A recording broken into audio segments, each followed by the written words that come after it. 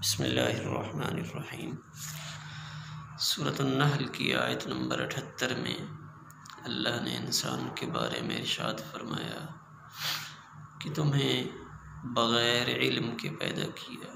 اس کائنات کا ایک اصول ہے کہ انسان کے علاوہ باقی جتنی مخلوقات ہیں ان کا علم پیدائشی ہے، ان کو علم حاصل کرنے کے لیے کہیں جانا نہیں پڑتا، ان کا کوئی سلیبس نہیں ہے، کوئی ادارہ نہیں ہے، وہ پیدائشی اور تخلیقی طور پہ اپنے علم کے ساتھ پیدا ہوتے ہیں۔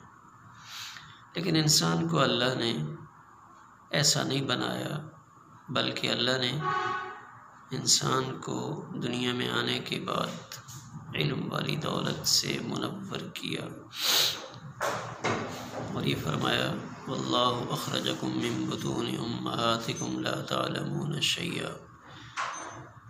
سورۃ نحل کی آیت نمبر 78 میں اللہ نے اس کا تذکرہ فرمایا کہ تم بغیر علم کے پیدا ہوئے ہو، لیکن اللہ نے انسان میں 3 اعضاء رکھے، اور ان اعضاء کی بدولت انسان علم حاصل کرتا ہے۔ اس وجہ سے کہا جاتا ہے کہ یہ 3 اعضاء علم ہیں۔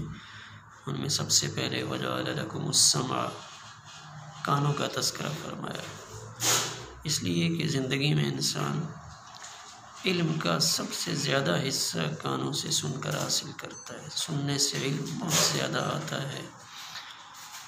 والابصار، پھر آنکھوں کا تذکرہ فرمایا، تو دیکھ کر جو علم حاصل کیا جاتا ہے وہ بظاہر سنے ہوئے علم کے مقابلے میں کم ہے۔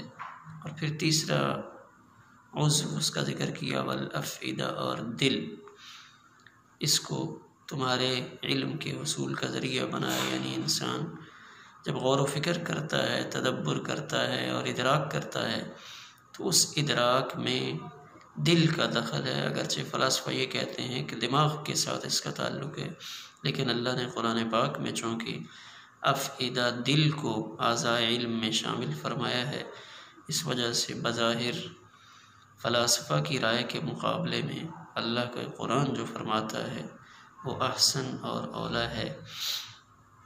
زبان، اس کا تعلق کس کے ساتھ ہے؟ تو اس کے بارے میں مفسرین کہتے ہیں کہ زبان اظہار علم کا ذریعہ ہے، کہ میرے پاس جو علم ہے اس کو میں ظاہر کیسے کروں گا؟ آنکھ سے نہیں کر سکتا، کان سے نہیں کر سکتا، ہاتھ سے نہیں کر سکتا۔ علم کے اظہار کا، ما فی الضمیر کو ادا کرنے کا، جو چیزیں ہمارے دل میں موجود ہیں، جو علم ہمارے پاس ہے، اس کو ظاہر کرنے کے لیے اللہ نے ہمیں زبان عطا فرمائی ہے۔ تو یہ 3 اعضاء علم ہیں، ان کے ذریعے سے اللہ نے انسان کو حصول علم کی طاقت دی ہے، اور ماں کے پیٹ سے علم کے بغیر ہمیں بھیجا اور یہ اعضاء عطا فرمائے۔ تو ان اعضاء کو حصول علم میں ہی استعمال کرنا چاہیے، ان کو دیگر چیزوں میں استعمال کرنا اس نعمت کی ناقدری ہے۔ اللہ ہمیں اس کی قدردانی کی توفیق عطا فرمائے۔